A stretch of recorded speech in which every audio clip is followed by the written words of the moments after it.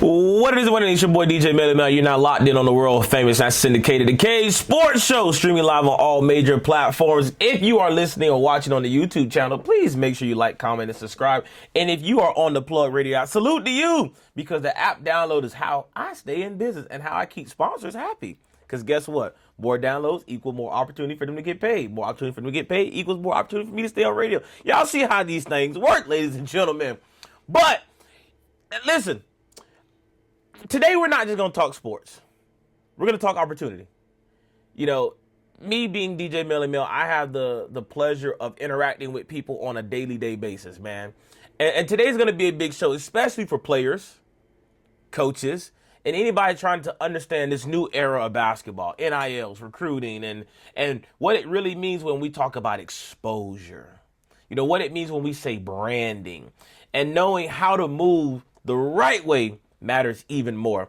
And today I got a special guest in the building. We're going to be putting real eyes on real hoopers, not hype, as many of y'all would say, and not no fluff.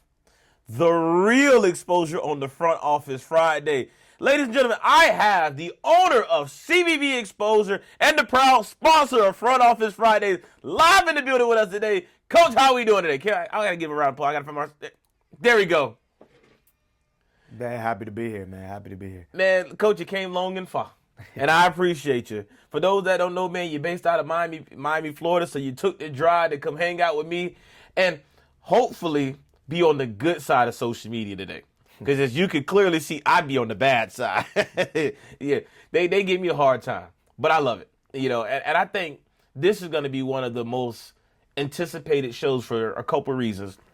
I had the chance to do an event the other week, and a parent came up to me, and she had said that, you know, I listen to your show all the time, and you had gave your recommendation about the top 10 travel basketball teams in Palm Beach or South Florida.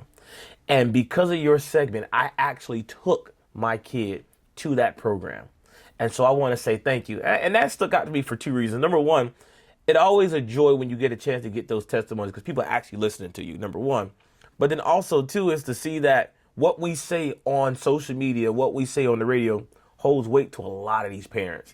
And so, man, hopefully today we can shine a light on what it means to not only be a high school athlete, but how to get to the next level. And is that something that is really achievable in today's game? So, man, first off, I just want to say I appreciate you for pulling up with us, because without you being here, this would not be able to happen. So I want to say thank you, Coach. For sure. Yep. Thanks for having me, man. Now, let's start from the beginning. CBB Exposure. In your own words, what is it? Exposure, man. It kind of says it in the name. College basketball. People that want to kind of go to the next level, players and parents that want more information.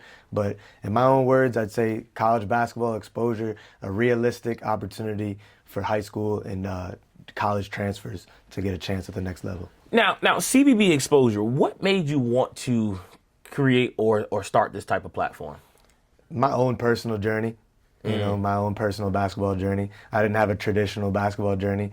You know, that 4 years of high school, varsity, going off to college right after. You know, I took years off, dealt with injuries, you know, coaches telling you can't make it, you know, family members not really believing. So it was more like a self-motivation thing for me to end up getting to where I wanted to be on the court. And I just want to be able to spread that, man, be able to show people that you don't got to rely on other people to get there. I mean, it's great to have services like mine, but my service really is just to educate people on self-motivation, educate people that it's up to you and there's opportunities out there, man. I wish something like this was around when I was a kid, man. I had coaches that didn't even film football or basketball games, man. And it's kind of crazy that we sit in a world where people still are kind of like stuck in their ways. But, you know, I don't think people understand the service that you provide is so instrumental in a lot of these kids' lives. You know, you talked about you as a player. You know, was there a moment where you felt like as a player you just wasn't getting the looks that you really truly deserved? Honestly, as a player, I didn't even know what getting looks meant. I didn't, you know, we went out there, we performed, and that was basically it. You know, the top players in the states that made I ain't too old, 32 years old, you know, but we didn't have Instagram and, you know, maybe till like senior year, 2012, 13 was when that kind of like started popping off. So if you were in the paper then maybe congratulations. That was kind of like the most exposure you could get was that type of thing. The paper, the coaches, talking, the word of mouth was the biggest thing. And now with this social media and Twitter, X, the way that people communicate on there, it's just a whole different world. So as far as when I was a player, if my coach didn't have an offer for me, or if I didn't have a connection through meeting somebody randomly at a tournament or a showcase, then there was just luck of the draw. If you were not a top player, then there was really pretty much no chance. And the crazy part is we were sending kids to school more frequently back then with less resources than we are now with more resources, which is kind of crazy to me. When you look at CBB exposure as one of the media platforms that push athletes, there are a ton of them in the world, especially in South Florida. What makes CBB different from other platforms?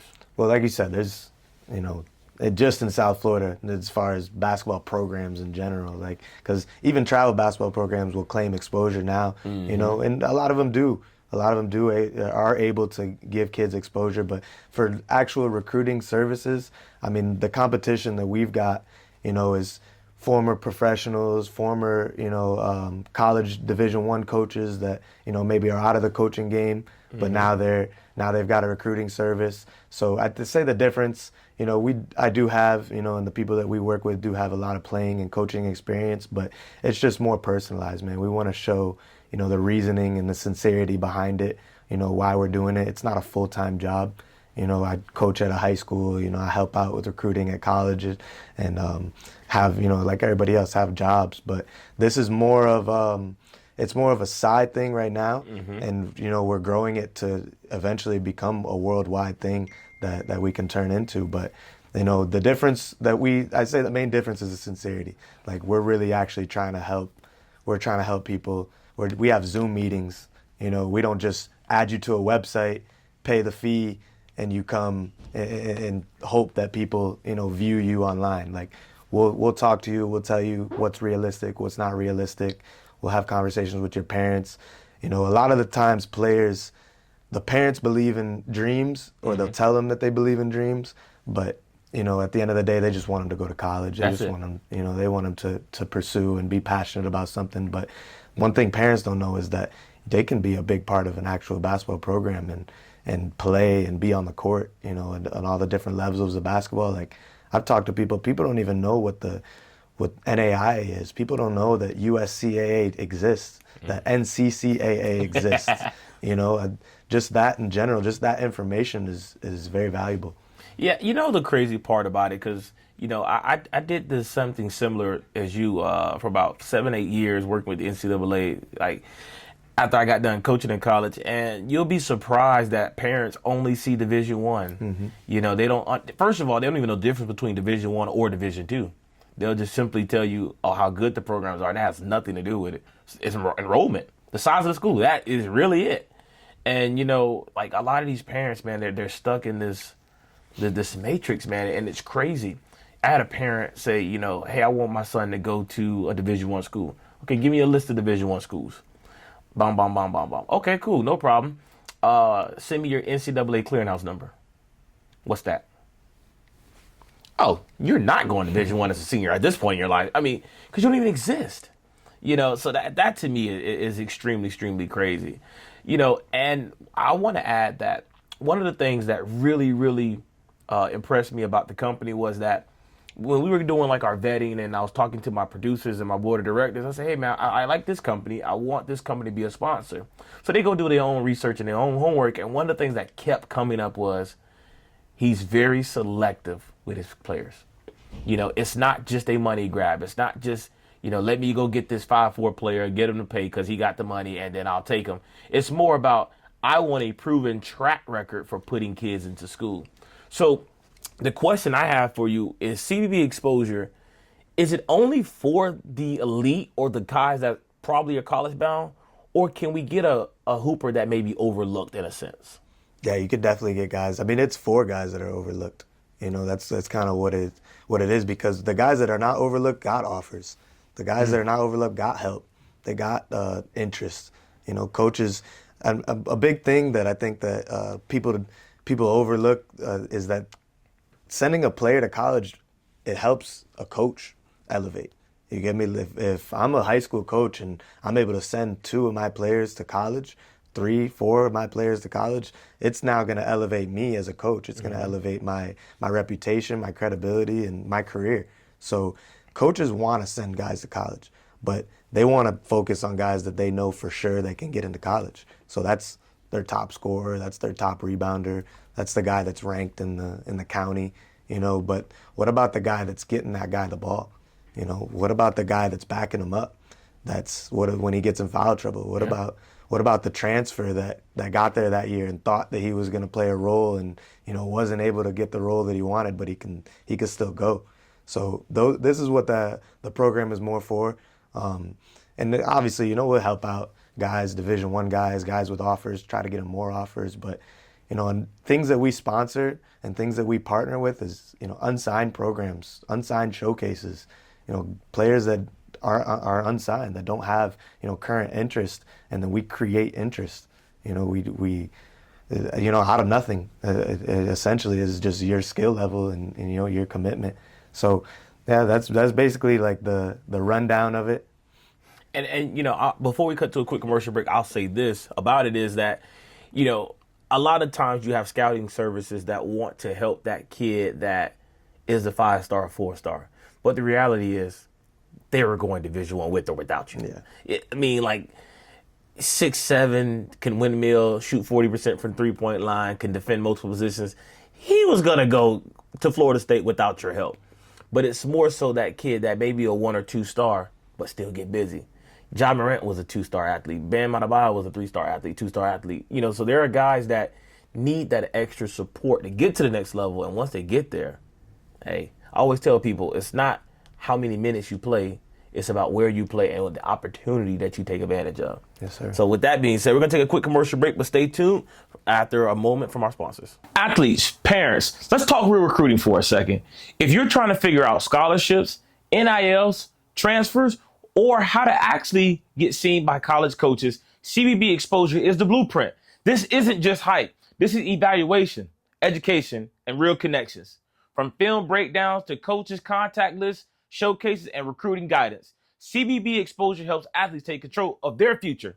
Stop guessing, stop hoping, and start preparing. CBB Exposure, the official sponsor of Front Office Fridays here on the Cage Sports Show. Now, let's get back to our video. How has NIL changed the way exposure works in basketball? I think it's the biggest thing with the NIL is that there's no more sit in the living room with the family and show your character. I think it kind of takes and that's why a lot of these old school coaches are either retiring or just kind of getting a little bit more disengaged because you don't get to sell yourself. You don't get to sell your school. You don't get to sell your culture. You just selling them numbers. It's all a numbers talk and a competition between who's got the best offer. So it's a tough one. I mean, it's a blessing as well because kids are getting what they deserve and they're able to help their families. So I'm not one that's against NIL. I'm definitely on the right page with it, but you got to understand it. For me, I sat on the committee for the social media and NIL committee for the Florida High School Athletic Association, and I actually had a vote. Okay. And I did vote in favor of the bill to allow athletes to get paid in high school for the simple fact of that, number one, let's just be real. This is the case. I said what I said. They were getting paid anyway, okay? Those that know. Athletes in high school and college were getting paid anyway. So, not to say that that's the reason to legalize it, but when you look at NIL, man, you got a kid that could come from a single parent household with no money. I mean, like, we've seen some of the horror stories with some of these kids. And then because this game of basketball, he can go to college next year for free, make 6 figures, and take care of his mama. That's all any kid ever wanted in this world. And when you look at it like this, the colleges that are making billions of dollars off the kids' backs, it's only right to allow them to make the money now. And when you think of NIL, what mistakes do you see players making with the new level of exposure and branding that NIL brings? Jumping on the first option. First check. Jumping on the first thing, not doing research, not doing homework, not actually doing that character check. You know, you got to do a little bit of both. If you got one offer for an NIL, I bet you can get yourself another one. So you're probably gonna have them coming in. So yeah. I'm sure that there's stories, you know, of guys taking offers and then 2 weeks later a better one comes and now you're already locked in and you can sign that paperwork. Now, I know in Palm Beach, especially in football, because football is huge here, right? I know the athletes have started to get their NIL monies in high school here. What does the landscape look like in Miami and Dade where you are? You know, are the athletes actually getting paid? Like, do you know of athletes that are getting paid from those other bigger schools? I know of a few athletes, and they'll get paid off of a few endorsement deals, you know, doing little commercials and doing some local stuff. But in Dade County, it's more local as far as my understanding. You know, I don't know what everybody's doing or everybody's business, but I think you said something about Palm Beach being a little bit better. So it may be a little bit on a different level out here. I know a kid right now getting 30. 30. I'm like, wait, 30? I'm like, no, there's no way.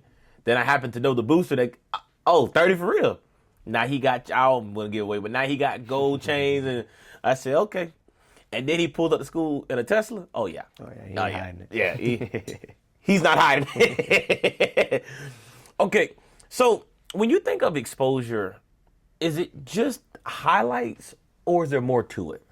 Man, I think highlights are what's wrong. I like that answer. I think the highlights are what's wrong. I mean, I tell kids all the time, if you're going to put highlights, put them with one game. I don't want to see a different gym and a different jersey every clip. You know, you go from a three-pointer over here to then a layup over there and then a block over here. Like, and then stats is the biggest thing for college coaches. They're going to watch the highlight, then they go look at your stats. And then they say, okay, kid looks good, but he averages 3 points. You know, he averages 5 points. So he ain't shooting it like that. So let me see. I think that's some advice. You know, you want to take something away from it. Put one game.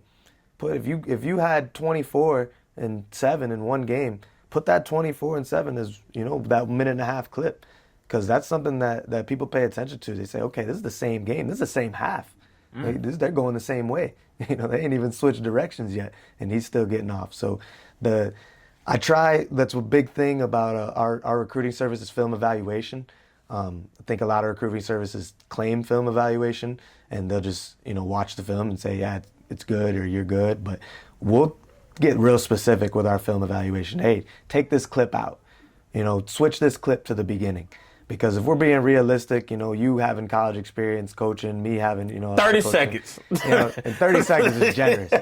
You know, and especially coming from a basketball playing background, I just need one play, man. I can tell if you know how to play or not. You know, it's not too. So now I'm gonna watch about, you know, 3 or 4 possessions. Then I'm gonna go start looking at some stats. That's it. I'm gonna go start talking to some people. That's really, you know, what the process looks like. I think people are a little bit delusional if you think that a coach is sitting there reading your 2-page email and watching your 10-minute video with NBA YoungBoy in the background. Right. So, you know, right.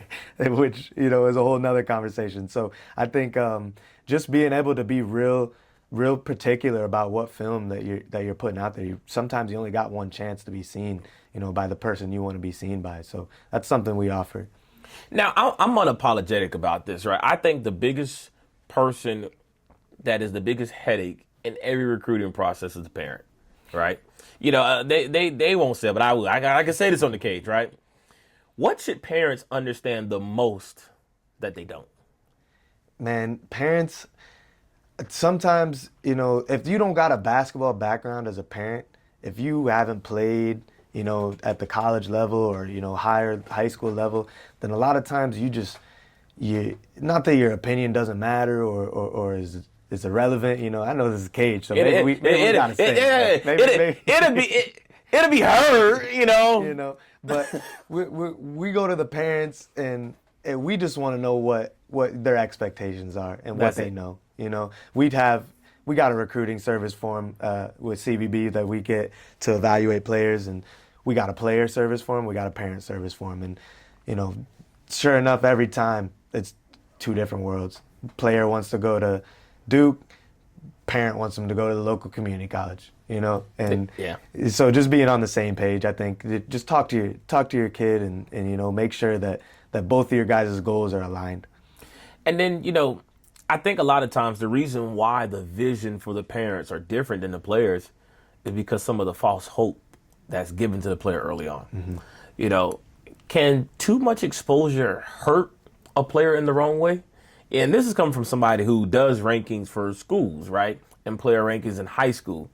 And many people tell you that many of it doesn't matter. But in third grade, I will say it probably definitely doesn't matter. High school is a little bit different because you're trying to pull out the best players. But and from your perspective, do you think too much exposure early hurts the kid if it's not done the right way? The only way it can hurt is if you plateau and you get content.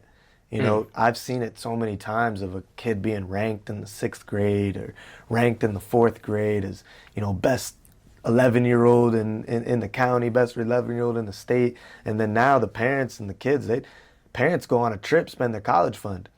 Yeah. They say, hey, my kid, number 1 in the state, 11 years old. Imagine what he's going to be when he's 18. He's going to be Right. He's going to be LeBron Jr. We going to Duke. And the biggest thing about basketball is physicality and your physique.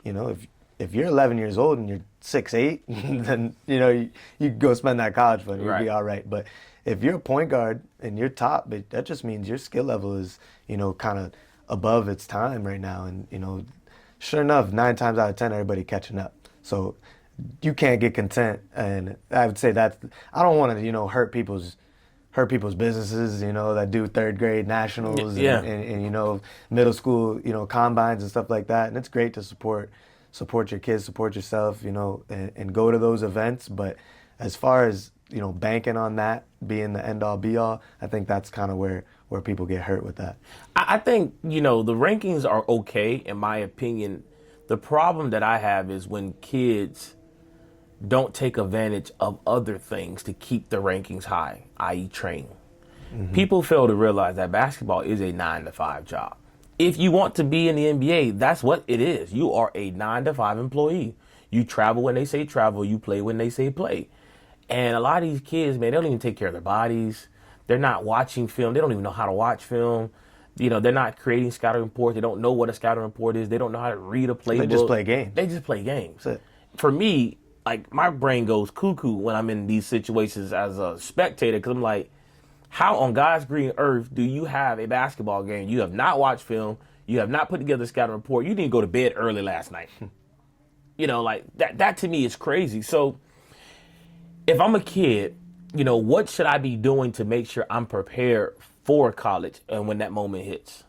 If you can get ahead of the game and get that training in and have a regimen and have a schedule and I'm a big pen to paper guy, putting stuff down, having a calendar, routine, having that routine at the youngest ages, as you start playing games. When you start playing games, you should already have a training routine, and it's got to be, your training's got to be 5 times, 10 times more than the games that you play.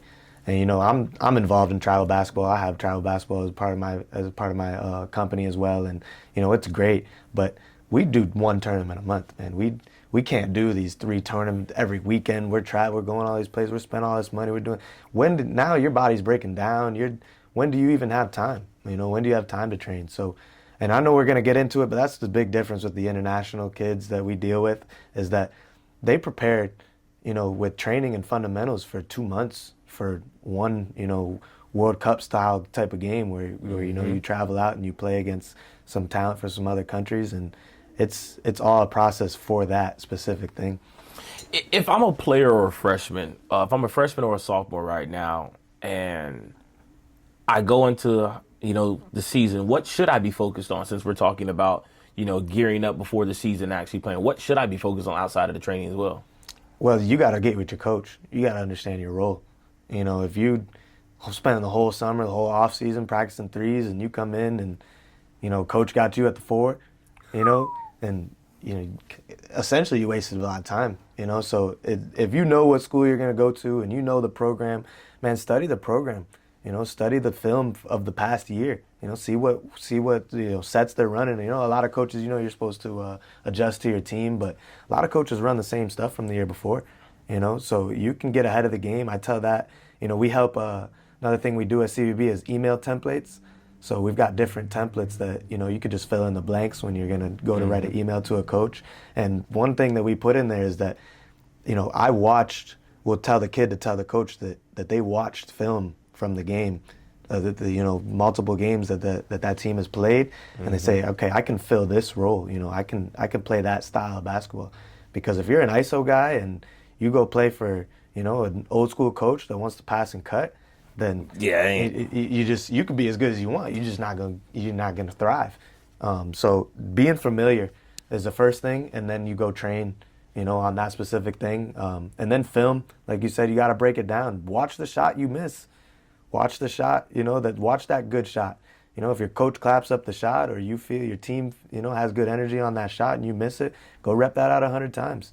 I love trainers. I love training sessions. I love it all. But, if you're doing 18 different moves in 1 hour training session, like, if I'm gonna pay a trainer, I'm gonna pay him to help me be disciplined and help me get reps, and specific stuff. If it's a 2-dribble pull up, and then you're going to a 2-dribble, pound dribble, and then a step back, stick to that for a month, right, until you master it, until you start moving on. Because we got cone drills. Cone drills are great, but live defenders are better. Yeah, I tell people too, man. That cone is great, but it's a different story when that cone start playing defense and yelling at you.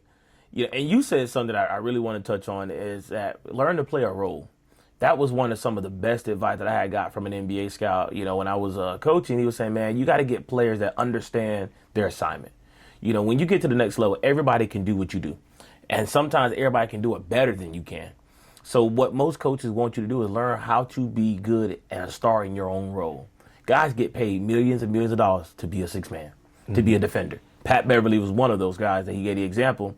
Because if you go play for a school like St. Brendan, for example, everybody in America know that St. Brendan get ready to do one thing. They get ready to shoot that basketball. So don't be no 6'9" low post player thinking you finna go play in this high tempo offense. It's gonna be extremely tough. So if you're a player and you're listening to this, take heed of what the coach just said, man. It's like, hey, get good at a role and find out what school fits that role and go to that school for that. Don't go to school just because of that name or they were good a year before. Your role can change, man. Yeah. Especially with the right training and just, everything takes a little bit of luck. Everything takes, what happens when injury, what happens in ineligibility, what happens when someone quits, what happens when someone graduates. All right. Story when I was in JUCO, I played a year of JUCO in Minnesota, and we had a kid that probably our 8th or 9th man. And he could go. He's 6'4". We just didn't need, according to the coach, he just didn't need what he brought to the table that specific year. And that kid ended up transferring to another school in the same conference and won Player of the Year and averaged 26. And he was at the school, we were at, and we was just a different system and a different coach, and and that kid could have easily, given up. He could have easily, said that maybe this wasn't for me and started blaming other people, but he embraced it. He embraced it for that year. He stuck it out the whole time. He ended up getting another opportunity and, was able to kind of show what he could do. How important is consistency versus one viral moment? Man, I think basketball is different than football, man.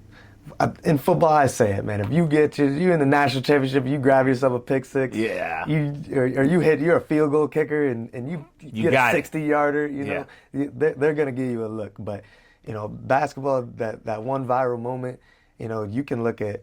Look at a Zion Williamson. If he just has those dunks, and that's really it, then someone's gonna start catching on that he's kind of one-dimensional. Yeah. Obviously Zion's not that case. He can go, pretty much give you anything you want. But there are kids out there and players out there that, just post, that dunk. You dunked over the guy, or you threw a behind the back pass, and you just kind of stick with that, and I mean, coaches see through that stuff, man. Like I would say consistency just trumps all that. Now, you have guys that go JUCO, and let me tell people that's listening: stop disrespecting JUCO ball players. Let me tell y'all something. I coached at the JUCO level, and these guys are hungry, motivated, and they got kids, okay, that they trying to feed. A lot of these guys are like, we had a kid from Texas A&M, a 6'6", 6'7" point guard, D1 transfer. I don't know where this notion that JUCO basketball players are not good. Like, oh, I'll just go JUCO, like that's just a thing. You have a better shot of going to play D3, D2 than JUCO. Like it's really, really difficult. So what do you have to say to that player that's at the JUCO level that's trying to get to that Division I or Division II level? Man, stats are big, man. You got to perform. And you got to win. Yeah. I think that might even be bigger because you could average 27 and be 5-16 and never be seen because the coaches are only going to the tournament. Right. They're only scouting those guys, and you may average 9-6, but you're 23-2, and you guys are making it all the way to the thing. It's a good 9-6. That kid may, so I would say focus on winning, focus on culture, and then you got to be consistent with the stats, man. That's the biggest thing. Like if you got to average whatever it is that you're doing, whatever your role is, you have to average it. You can't just give me 3 games of good stats, and so and JUCO, like you said, JUCO's jail ball, man. You gotta get out the mud with JUCO, man. The coach is the coach. The coach is probably a teacher at the school. The coach probably drives the team van. Yeah. The coach probably is a strength and conditioning guy. The coach, opens it up. Like coach goes down, man. Yeah. JUCO, it's over. JUCO's tough, man. Coach gets sick. Practice canceled. Yeah. So it's that, like I said at the very beginning, man, where we try to teach you self-motivation. JUCO is, I respect those guys because you got to be very self-motivated, and I would just tell JUCO guys, stick with it. 2 years. If you go to a JUCO and redshirt, why not? Why not? Now it doesn't even hurt your eligibility no more. Why not? Go do 3 years in JUCO. Easy. And show that consistency. Be the top player in their conference. And then that's when those offers are going to start coming. What do you think about? Because you just hit it on the head. Like ideally, the blueprint is I can go JUCO. It doesn't hurt my eligibility, so I can go there for 2 years, red shirt. Now I got 3 years. Go to a Division II school, be there for another 2 years because I got 5 to play 4. Then I can go to a Division I, my 3rd year technically of eligibility. I'm 27 years old at this point in my life. I got a guy that I graduated high school with. He just finished playing college ball. I'm like, how is this even possible? I'm jealous. But for real, like how? But, that's the time that we live in. COVID allowed for all that to happen. So what do you think about the idea of these 27, 28-year-olds still playing college basketball? Man, I respect everybody's opinion, but at the end of the day, God willing, you live long life, man. And, 27's young. You want to go out there, if you're doing it the right way and you're doing it for the right reasons and you're getting your education, I got no problem with it. They got some new stuff going on with, going to the G League and coming back and, doing some stuff there. And it hurts opportunities for other people, but who are we to try to control someone else's future and someone else's dream? So, I mean, like I said, if you're doing it for the right way and you're getting your education and you got a good mindset, I'm all for it, man. Yeah, some of the best advice I can ever give was some advice that I got from Snoop Dogg, right? Never met him personally, but I saw an interview, so I feel like I know the guy, right? But he said, the reason why I've been able to stay so relevant in music is because I've learned to evolve with the time. Mm-hmm. When I was back in the 70s, 80s, 90s, it was cool rapping about gin and juice. Now I'm, much older. Now I got to have a sit-down session with Martha Stewart cooking, And now he's hosting the Olympics, for Christ's sake. Yeah. So I equate that to pretty much basketball and in the media, too. Like, if we don't evolve with the game, good, bad, or indifferent, then we get left behind. And one of the things that I'm kind of torn between is that how can I go from being a professional back to college to play? We have guys that were in the NBA G League playing, made it to the NBA, went back to the G League, and now he's able to play at the University of Alabama. Yeah. And that's a little much for me. Yeah, that's a little bit too much. But what's going to end up happening is we're going to adapt Europe's concepts with that, because they essentially kind of do something similar with, younger guys being able to play professional and being able to play for clubs and get recruited by clubs at a younger. So, that's what I think this is going to do, is going to then propel us to, junior Miami Heat, and just being able to get guys on the radar earlier so that we don't run into the issue of going and coming back. Right. Who has the better players, international or U.S.? Better players, I mean, it depends on your definition of what's better. Who's the better ball players? International? I still got U.S., man. No, see, I still got, Coach, I got U.S. Coach, the talent's too good over here. The top 10 NBA players right now in the NBA, more than 70% of them are international basketball players. Well, what about the other 70% of the league? We talk 10%, top 10. So you talking about the best, I'm talking about the very best. So right now in 2026, Jokic, the very best basketball players are Giannis, Shai Gilgeous-Alexander. Those three players right there. The very best of the best. And you talking majority, but if you're talking about the very best of the best, then the Europeans got it. So I had this argument that I thought that Team USA would not win the gold medal this year because I felt like the world caught up to us in basketball. I almost was right. But there's a light-skinned assassin, the babyface Curry, that just signed $1 billion deal with Nike. He has something to say about that. Ain't stopping that. Oh, man. But, I really do believe that in the next Olympics, man, we in trouble. We in trouble. We're in trouble, I'll tell you that. We in a good trouble right now. And I think what are they doing this year in the All-Star game? World versus... That's going to be eye-opening. I don't know how competitive that game is going to be, but, I mean... I think those international guys might come to play. I think they got something to prove. And then I think the guys from here, I think they made, you know how people are. It's a pride thing. They make excuses and they say, I wasn't trying. Yeah. This and that. So you better start trying. Yeah, because the world got something to say.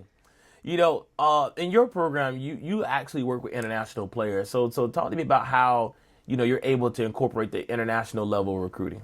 Well, we actually started working with international players through high school, helping to build that bridge of, bringing guys out. There's a lot of private high school institutions in, South Florida that can provide student visas and, are able to build that bridge. So we sent a couple kids, just off of, word of mouth and just trying to help out. And then the inbox just started flowing. Once you see one kid go, then the whole country starts getting involved and they start seeing, okay, so, we kind of added that part of the business to the company. And what we do is we'll build a relationship with a program, an international program. We take kids individually, but we try to go after the programs, then the coaches, and then we'll do events. We'll go to them.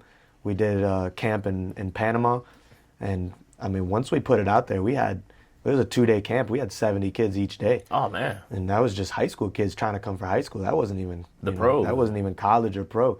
So, that's just growing every day, man. Every day. My phone probably right now is going off of, international. We definitely get more international kids contacting us than local kids. Now, again, this is the case. I have to ask the tough question for everybody that's out there that's thinking what I'm thinking right now. In high school, you're not supposed to recruit. Keyword, not supposed to recruit. We all know it happens. Everyone knows, right? So if I'm a high school program and I'm interested in possibly partnering or getting these international kids to come to my school, more so private, because there are laws that are put in place and private schools, accommodate these laws. How do I do that? What's the next step that I possibly should take to get these international kids to my private school? Well, you got to make sure your school is, a credible school that has, a good track record of education, and it is education based. It is, it brings diversity. I think that's a big thing on why schools, embrace it. Why, the schools outside of sports, they embrace the diversity factor of it, because, if you get a kid from South America, Dominican Republic, Costa Rica, if you get one, then, a lot of other people feel more comfortable sending kids there because there's like-minded, there's similar other kids that they can relate to at that specific school.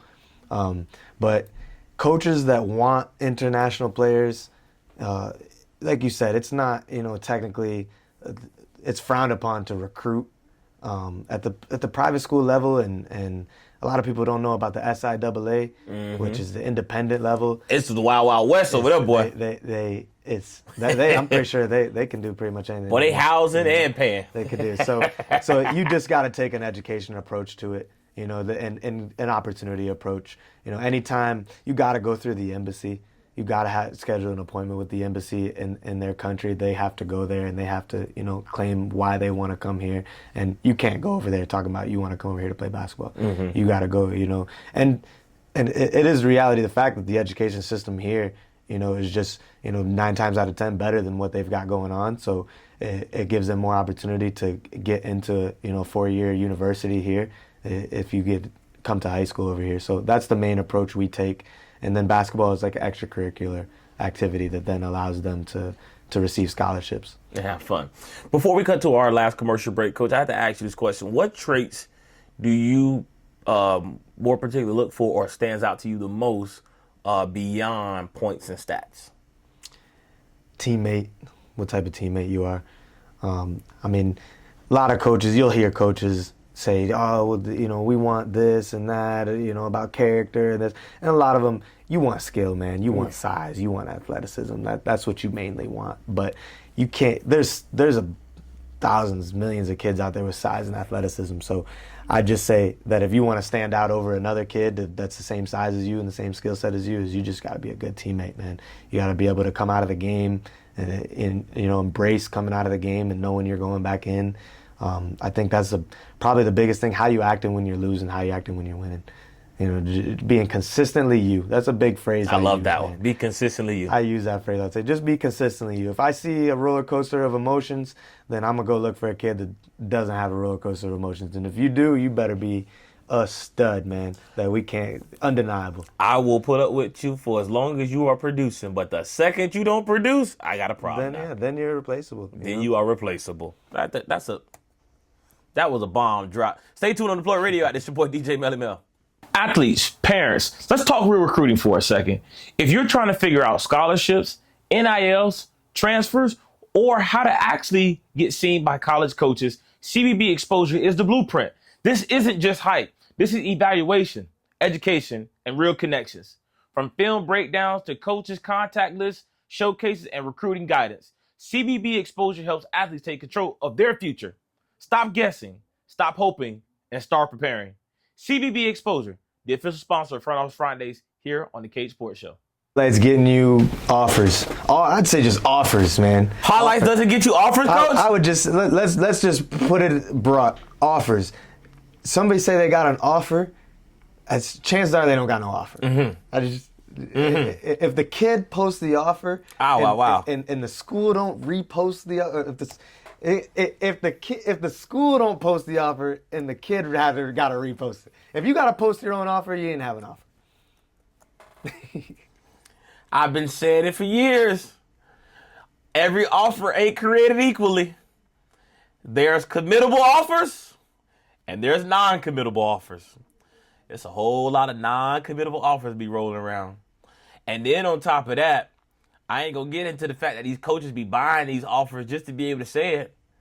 And then little Johnny it's always little Johnny. Then little Johnny want to go sign that offer. And that coach hit him with the, it wasn't really number 1, 2, 3, 4, 5, 6, 7, 8, 9, or 10 on our board. So you can't commit right now. We got a walk-on spot for you. You got a walk-on spot for you. You know? Yeah, I've heard coaches, man, it say, man, I seen a post of a kid that said he had an offer from me, and I never even spoke to the kid. How does he have an offer? Don't even know him. They don't even know him, man. They maybe had a conversation in passing in a tournament, said, hey, nice game, young fella. Offer. What we talking about, man?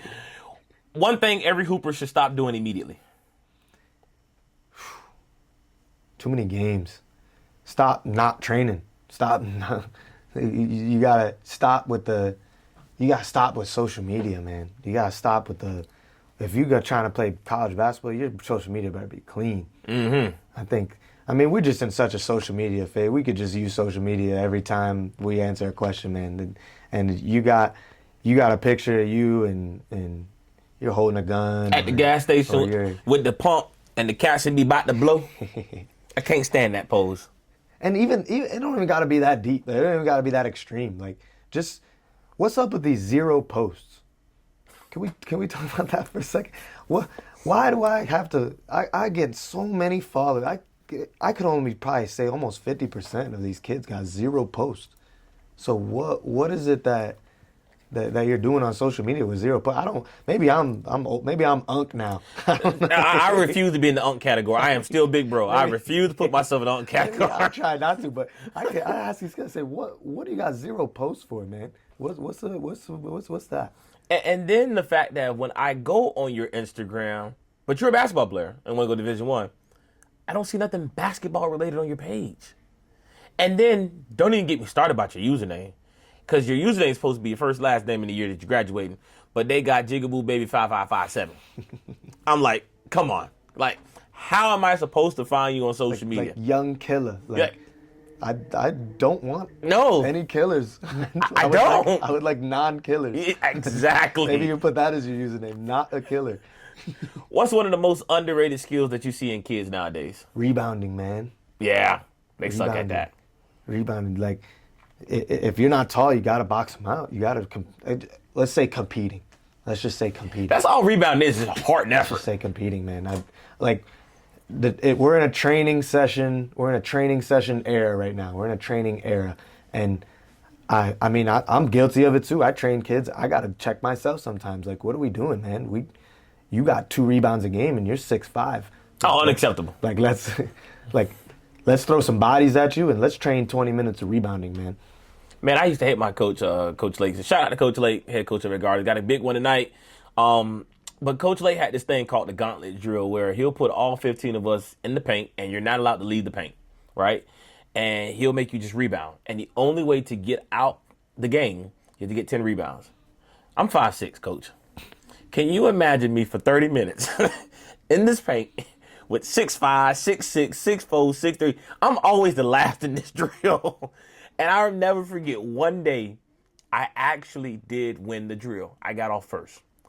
And coach stopped practice, and I don't know if this was a compliment or what, but he says, can someone explain to me how the 5'7" midget, or I don't know if we can say midget, little person, 5'7" little person out rebounded everybody on his team, and he made me run. Why am I running? You smiling while you running though? I'm talking smack the whole practice at this point. You 6'7" can't out rebound me. Hey, put me at the 5, coach. Going off, right? But he knew I didn't take it to heart. He knew I used it as motivation. But it's just those little things. Like, rebounding is nothing but effort, determination, and hustle. That's it. South Florida basketball, slept on or properly rated? We're getting our flowers, I think, as of late. I think I don't think we slept on no more. I wouldn't consider South Florida slept on. We won. What was it last year? The last 2 years. Last 8 of 9 state champions in Florida. So I mean, we not only putting Florida on notice. I think we putting the whole country on notice. Yeah, out of the last 15 state titles, 14 of them were South Florida kids. Yeah. And you know, a large part of that, I think the Boozer brothers for it, because they put South Florida on a national map, obviously, and Calgary is kind of keeping that trend going. But even before then, South Florida basketball is really good. I mean, we had guys play for Team USA, for Christ's sake. Scotty Barnes, you know, we had NBA draft picks and John Collins and Vernon Carey. Like, we had guys go to the league. You know, people think we're a football state, which we are. Let's not get it twisted. We run football. Florida do. I know Texas and people got such right here in Florida. But basketball, man, I think we are really, really putting the county and putting the world on map. I'm same graduating class as Brandon Knight. Yeah. So Brandon, that was when we started getting introduced, you know, to the South Florida basketball, the level. He was a bucket. Yeah, crazy. Him and Austin Rivers played each one together. And it was, Jesus Christ. Yeah, 8 a.m. Saturday morning. I take an injury there, coach. It's a tough morning, coach. We got to take this one off. Before I get into that last question, I know we talked a little bit about this off the air. Who has the best basketball? Treasure Coast, Palm Beach, Broward, Dade. I'm more familiar, man. I'm not from South Florida. I've been here for about the last 8 to 10 years, in and out. I'm saying Broward. I'm getting more familiar with where these Broward kids are coming from. And I'll give you that. just for the record, ladies and gentlemen, he's in Dade, but he's saying Broward. I just put that out there. Okay. So Broward, go ahead. Why Broward? I'm getting more educated on where these kids are originating from. Right. All right. So that I'll get back to you with a solid answer. My initial natural reaction from being around South Florida is Broward, but I'm starting to hear some stories on where these kids were born and where they went to middle school. That part. So we'll do some more research on that. Man, I'm a firm believer that I think the best talent is in Palm Beach. I just think we don't have the resources. I don't think we have access to the resources that we need to really help our kids. Okay. You know, if our kids got to take the train down to Fort Lauderdale every day for school, that's a problem for me. You know, and it happens. But the reality is that if we can't take advantage of help our kids, somebody will. And so I do think Palm Beach has the better talent, but Broward right now has the better system. Because in Broward, that's really all they care about, sports. Because that's their thing. That's what gets them to the next level. You know, here we care about education in Palm Beach. Which ain't nothing wrong with it. Harvard, Yale, Princeton, Brown, we turn out doctors, lawyers, and all that stuff. But if you try to play healthy mix there. Yeah, can we get a healthy mix? I would love to get a healthy mix. My final question before we wrap up everything is, what's next for CBB Exposure this upcoming year in the 26? Man, we're growing. We just want to take on credible clients, man. We want to evaluate talent. We want to get the name out there and let people know that we're a source that can be used in multiple ways. Mm-hmm. You know, if you want exposure, if you want information, if you want camps, teams, you know, we partner with travel teams. We partner with JUCO programs. We partner with high school programs to help these coaches. I really, you know, we've been working with players. And this year, we really want to work with coaches, man. We want to broaden our coaches directory on who we're helping. I know it's hard for JUCO coaches. You got 15 players, and all 15 want to go on to the next level. So we want to help them. I know high school coaches, you only got so many connections. You know, half the time you're a teacher there at the school, and you got your own kids. So we want to help you. You know, travel coaches. Everybody in the mom got a travel team now. Yeah. You know. And so we want to make you, if you're not credible, we want to help you be more credible. You know, I want to work with travel programs and you know, we can do a partnership. Travel program, we do it with MI Hoops. We have a partnership with MI Hoops. They're a travel program in Dade County. All the kids that are juniors and seniors that play for that travel program, they get represented by us. You know, they get evaluated by us just from that partnership with that specific program. Then the top players from that program, they get featured by us. So if we can partner with, you know, travel teams all around the country just to help credibility and then help with exposure, you know, events, showcases, tournaments, you know, event directors, please, you know, get at us, man. We want to come out there and evaluate and partner with you guys. Well, I got an event coming up on the 14th. I'm partnering with Marcus on an event, so I'm definitely going to get you to come out there. I think that's something that we can definitely add. Now, the last thing, because you did mention something I forgot to touch on, is that NILs, do you represent these athletes in helping with negotiating NILs and communicating with the school on behalf of the player? CBB does not. That's not something that we're currently doing. It's definitely probably going to happen in the future. You know, kind of naturally move into that.